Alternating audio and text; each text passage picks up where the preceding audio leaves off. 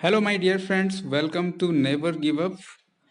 And today we are going to learn some important questions for your exams. आपकी परीक्षाओं के लिए बहुत महत्वपूर्ण प्रश्न के बारे में डिस्कस करेंगे. कोई 8-10 क्वेश्चन देखेंगे और ये आपके लिए इसलिए है कि क्योंकि अगर आप किसी भी प्रतियोगिता परीक्षा की तैयारी कर रहे हैं तो आपको एक रूटीन में होना बहुत ज़रूरी है. कम से कम मेरे हिसाब से 50-60 क्वेश्चन आपको एक दिन में ज़रूर पढ़ लेना चाहिए अपनी तरफ से, उत्तराखंड से रिलेटेड और अदर से भी.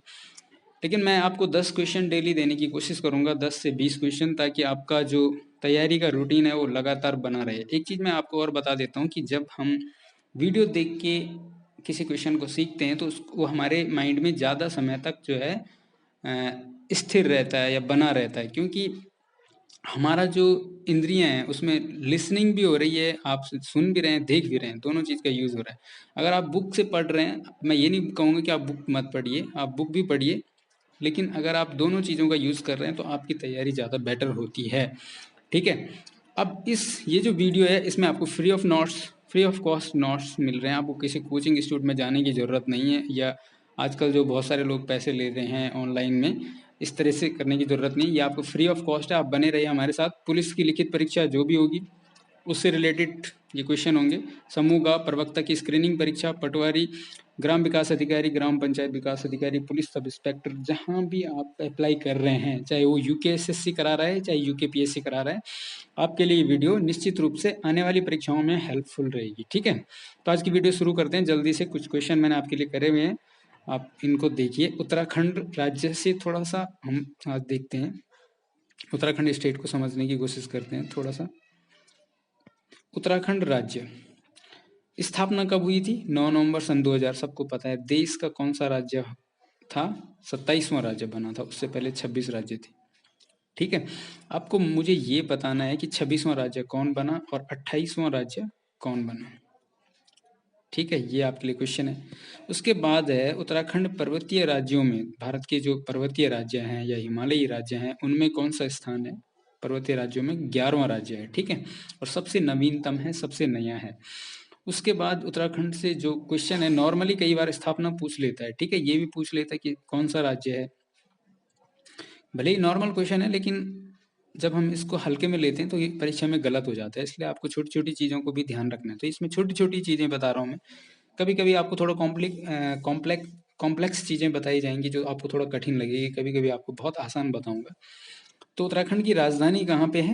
देहरादून में है. ठीक है. और उत्तराखंड की जो ग्रीष्मकालीन राजधानी है, ये इंपॉर्टेंट क्वेश्चन है, ये तो आपको सबको पता है.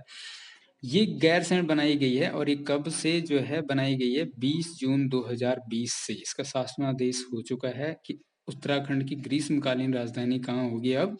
गैरसैंण में. और गैरसैंण के भराड़ीसैंण में एक विधानसभा भवन भी बन रखा है जिसका नाम है वीर चंद्र सिंह गढ़वाली रखा गया. ये भी क्वेश्चन आ सकता है कि भराड़ीसैंण में स्थित विधानसभा भवन का नाम क्या है? तो वीर चंद्र सिंह गढ़वाली विधानसभा भवन, भराड़ीसैंण. ठीक है. उसके बाद चलते हैं उत्तराखंड की राजकीय भाषा के रूप में. पहली जो भाषा है वो हिंदी है, लेकिन द्वितीय भाषा के रूप में भी एक संस्कृत को जो है राजभाषा का दर्जा दिया गया है. और ये कब से मिला है? जनवरी 2010 से. तो ये तो कम ही पूछता है जनवरी 2010 से कि कब से मिला, लेकिन ये पूछ लेता है कि द्वितीय भाषा के रूप में किसे दर्जा मिला है, तो संस्कृत है. उसके बाद चलते हैं राज चिन्ह की तरफ. जो राजकीय चिन्ह होते हैं उनकी तरफ चलते हैं. तो उत्तराखंड का जो राजकीय चिन्ह है, आपने देखा होगा, वो इस किसी गोल आकृति में ऐसे है, और ऐसे, ऐसे और ऐसे. उसमें 3 जो है पर्वत चोटियां हैं इस प्रकार से. ठीक है. तो इसमें क्या है? इसमें 4 गंगा की लहरें हैं इस प्रकार से.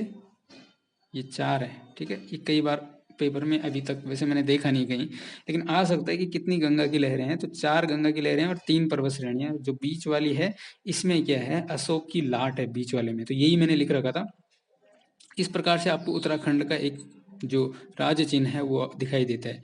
3 पर्वत चोटियां हैं, गंगा की 4 लहरें हैं और बीच की चोटी में अशोक की लाट भी यहाँ पे है. ठीक है. अब नेक्स्ट चलते हैं. उत्तराखंड का राजकीय पशु क्या है? कस्तूरी मृग. आपको मुझे इसका दूसरा नाम बताना है. हिमालयन मस्क डियर इसको बोलते हैं. ठीक है. उसके बाद राजकीय पक्षी क्या है? मोनाल. इसका आपको वैज्ञानिक नाम बताना है कमेंट में, मोनाल का वैज्ञानिक नाम. उसके बाद राजकीय वृक्ष बुरांस है. और ये किस टाइप का वृक्ष है, ये भी प्रश्न में आ सकता है। तो ये है सदाबहार पर्वतीय वृक्ष है। ये सदाबहार है, हमेशा जो है हरा भरा दिखता है, और ये पर्वतीय वृक्ष है। उसके बाद राज्य पुष्प, ये क्वेश्चन अक्सर पूछे जाते हैं, ठीक है। राज्य पुष्प है ब्रह्म कमल। इसका दूसरा नाम, इसको महाभारत में जो है क्या नाम दिया गया है, सौगंधिक पुष्प कहा गया है महाभारत में। तो ये भी आ सकता है क्वेश्चन कि ब्रह्म कमल को महाभारत में क्या कहा गया है, तो ये कहा गया है सौगंधिक पुष्प, ठीक है। नेक्स्ट क्वेश्चन है उत्तराखंड का राज्य खेल, राजकीय खेल क्या है, फुटबॉल। ये कब घोषित किया गया, 2011 में। ये बहुत बार क्वेश्चन आ जाता है, ठीक है।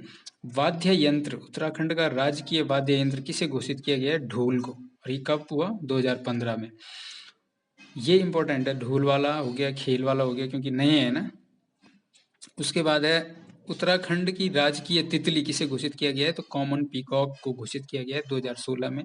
इंपॉर्टेंट है, ये मोस्ट इंपॉर्टेंट आप कर लीजिए, ठीक है, किसी भी ग्रुप से एग्जाम के लिए, कि उत्तराखंड का राजकीय गीत क्या है।